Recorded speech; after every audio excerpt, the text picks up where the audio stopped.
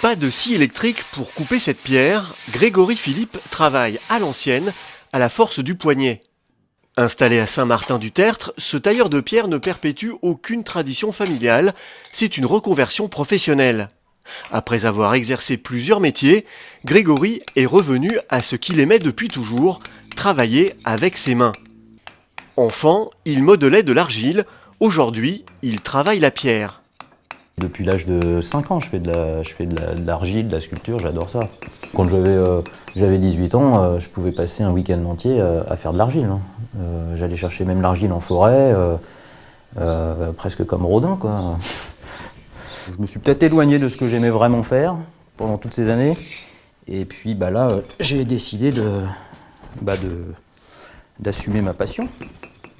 Dans la création, ce qui me plaît le plus, c'est la pierre. Elle sort de la carrière, c'est un objet complètement naturel. Et puis on le domestique, on en fait quelque chose de civilisé en fait. Ça, c'est une sorte de civilisation de la pierre. Pour arriver à vivre de sa passion, Grégory Philippe va prendre des risques. Il lâche son travail, se lance dans une formation accélérée de tailleur de pierre, obtient son diplôme et crée son entreprise dans la foulée. Les débuts sont difficiles, puis les commandes arrivent. Depuis début 2013, ça marche bien. Ouais. Ça marche bien, j'ai beaucoup de contrats. Et puis je sens que le bouche-à-oreille commence à fonctionner dans la région. Et les gens que je connais pas viennent me voir. Donc ouais, là ça part. Donc ça va être dans la gamme vin et pierre. Grégory Philippe vend surtout à des particuliers.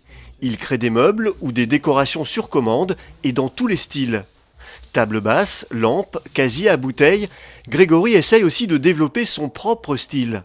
Moi, j'aimerais beaucoup apporter quelque chose de moderne aussi, pas toujours de la moulure classique, pas refaire du néo-gothique ou du néo-classique. Il faut faire quelque chose de moderne parfois, et donc c'est ce que j'essaye de faire régulièrement. On est passé par tellement de phases différentes jusqu'à des choses abstraites aujourd'hui.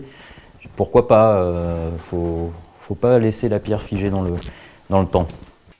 Pour l'instant, pas d'inquiétude pour l'avenir de Grégory. Il a des clients et vient de décrocher un gros chantier, la restauration d'une chapelle funéraire. Pour cet ancien étudiant en droit, le pari est réussi, faire d'un savoir-faire ancestral un métier plein d'avenir.